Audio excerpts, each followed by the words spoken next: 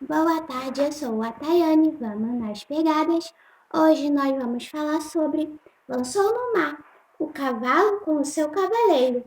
Hoje iremos refletir sobre uma das histórias mais extraordinárias da Bíblia Sagrada, a libertação do povo de Israel da escravidão do Egito. Estudaremos que a poderosa mão do Senhor, a qual agiu a favor da libertação desse povo, ainda hoje não está encolhida para trazer libertação a todo aquele que invocar o seu poderoso nome. Estaremos falando sobre a terrível realidade da escravidão e a salvação do Senhor. Estaremos lendo Êxodo, capítulo 7, do versículo 7 ao 22, que diz assim: Era Moisés de 80 anos e Arão de 83, quando falaram a Faraó. Falou o Senhor a Moisés e Arão: Quando o Faraó vos disser, fazei milagres que vos acreditem, dirás a Arão: toma o teu bordão e lança-o diante de Faraó, e o bordão se tornará em serpente. Então Moisés e Arão se chegaram a Faraó e fizeram como o Senhor lhes ordenara. Lançou Arão o seu bordão diante de Faraó e diante dos seus oficiais, e ele se tornou em serpente. Faraó, porém, mandou vir os sábios e encantadores, e eles, os sábios do Egito, fizeram também o mesmo com as suas ciências ocultas, pois lançaram eles cada um o seu bordão, e eles se tornaram serpentes. Mas o bordão de Arão devorou os bordões deles.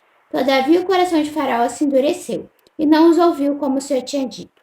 Disse o Senhor a Moisés: o coração de Faraó está obstinado, recusa deixar ir o povo. Vai ter com Faraó pela manhã. Ele sairá às águas. Estarás à espera dele na beira do rio. Tomarás na mão o bordão que se tornou em serpente. E lhe dirás: o Senhor Deus dos Hebreus me enviou a ti para te dizer: deixa aí o meu povo para que me sirva no deserto. E até agora não tens ouvido? Assim diz o Senhor: nisto saberás que eu sou o Senhor. Com este bordão que tenho na mão, ferirei as águas do rio e se tornarão em sangue. Os peixes que estão no rio morrerão. O rio cheirará mal, e os egípcios terão nojo de beber a água do rio.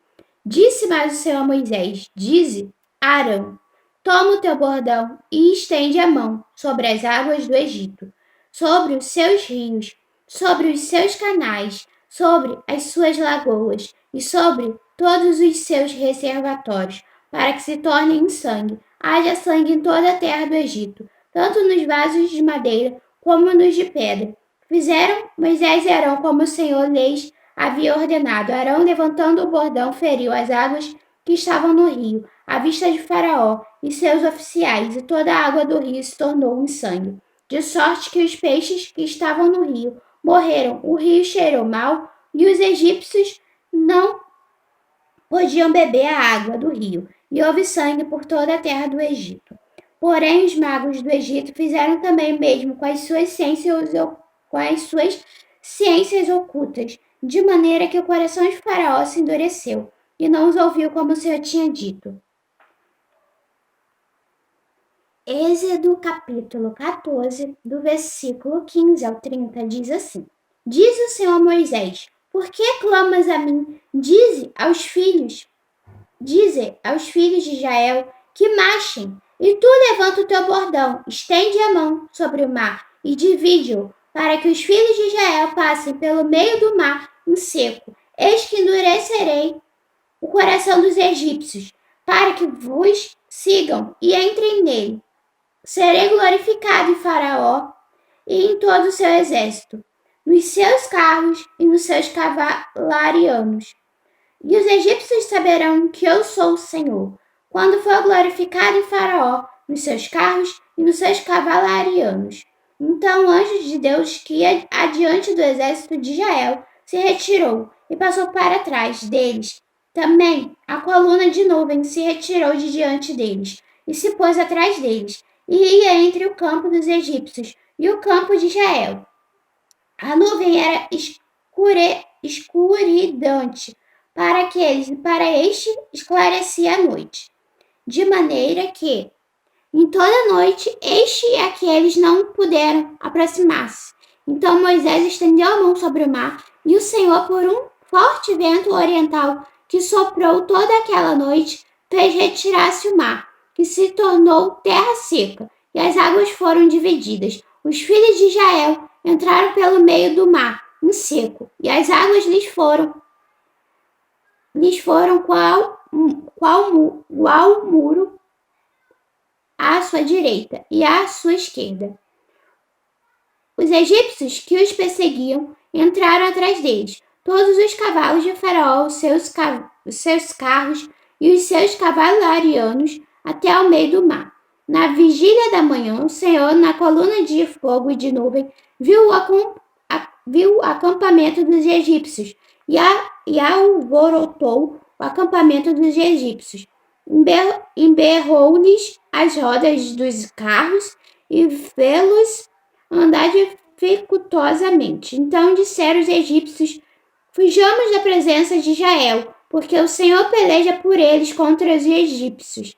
Disse o Senhor a Moisés: estende a mão sobre o mar, para que as águas se voltem sobre os egípcios, sobre os seus carros e sobre os seus cavalarianos. Então Moisés estendeu a mão sobre o mar, e o mar, ao romper da manhã, retomou a sua força. Os egípcios, ao fugirem, foram de encontro a ele, e o Senhor derribou os egípcios no meio do mar, e voltando as águas, cobriram os carros e os cavalarianos de todo o exército de Faraó que os haviam seguido no mar. Nem ainda um deles ficou, mas os filhos de Israel caminhavam a pé, enxuto, pelo meio do mar, e as águas lhes eram quais muros à sua direita e à sua esquerda. Assim o Senhor livrou Israel naquele dia da mão dos egípcios, e Israel viu os egípcios mortos na praia do mar. Os anos seguiam, e os israelitas amargavam um cativeiro terrível de 400 anos no Egito. Sem dúvida, aquele foi um tempo de muita humilhação, devido à condição de escravos postos para realizarem trabalhos forçados. Deus parecia estar em silêncio diante do clamor de um povo, o qual orava e implorava por ajuda. Durante esse tempo, porém, Deus preparava seu povo. Não podemos nos esquecer de que esse cativeiro foi anunciado por Deus a Abraão e duraria 400 anos. Aprendemos que o plano de Deus tem um tempo e uma condição para o nosso crescimento, mesmo que muitas vezes não venhamos entender a demora e a circunstância. Para aquele povo, Deus parecia distante e impotente para ajudá-lo. Todavia, não estava e nunca estará. Deus não socorre de forma atrasada, mas Ele usa todas as coisas para o louvor da sua glória e para o nosso crescimento. Assim, todos os acontecimentos no mundo e em nossa vida ocorrem conforme a sua vontade, dentro do tempo que Ele estabeleceu. Na libertação do povo de Israel, podemos observar a grandeza extraordinária e sobrenatural do Senhor. O grande projeto de Deus era resgatar um povo exclusivo para Ele, capaz de testemunhar a todas as nações, que foi salvo da escravidão para a liberdade, unicamente pelo seu poder. Essa libertação deveria ser profundamente marcante e deveria estar gravada na mente e no coração de Israel, de modo que todas as gerações futuras se lembrariam. Assim, quando qualquer israelita passasse por qualquer outra opressão ou provação, se recordaria desse acontecimento e de que a salvação vem do Senhor. Portanto, a grande libertação de Israel da terra do Egito é um dos exemplos mais emblemáticos do poder de Deus. Com efeito, o Senhor efetuou extraordinários sinais e maravilhas diante de um faraó de coração duro e de um povo com a mente cauterizada pela escravidão. Esses sinais são conhecidos como as 10 pragas ou os 10 sinais do poder de Deus para subjugar o coração de Faraó e libertar o povo de Deus. Vejamos quais foram esses sinais? Estaremos falando sobre as 10 pragas do Egito. Demonstração do braço forte do Senhor.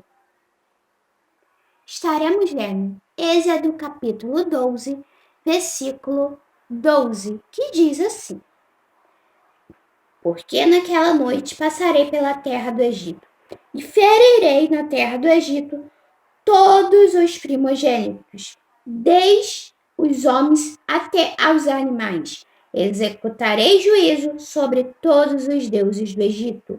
Eu sou o Senhor. As 10 pragas lançadas no Egito possuíram muitos significados. Através delas, o Senhor estava sinalizando ao povo de Israel o seu cuidado e, ao mesmo tempo, o seu juízo e furor sobre os deuses das nações ímpias, tais como no Egito. As pragas lançadas sobre o Egito, portanto, tinham um duplo significado. O primeiro era mostrar a Israel quem era o seu Deus, o Deus da aliança com os antepassados dos israelitas, o qual estava os livrando. Por sua vez, o povo de Israel deveria dedicar-se exclusivamente ao Senhor e servi-lo para sempre. O segundo significado, e talvez o mais conhecido, era punir os egípcios por sua idolatria.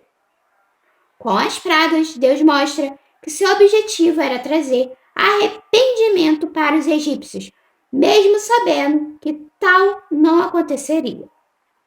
Os juízos e punições de Deus visam sempre o arrependimento do pecador. Ainda hoje podemos ver pessoas sofrendo por conta do pecado, contudo, mesmo assim, parecem ser incapazes de arrependimento.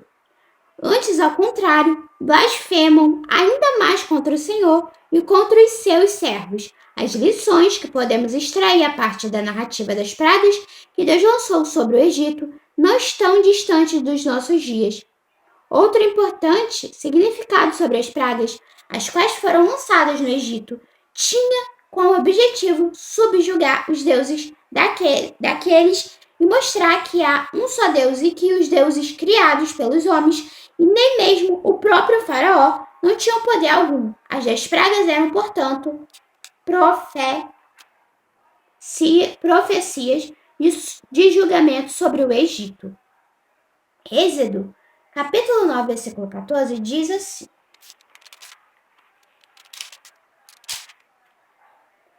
Pois esta vez enviarei todas as minhas pragas sobre o teu coração e sobre os teus oficiais e sobre o teu povo, para que saibas que não há quem me seja semelhante em toda a terra.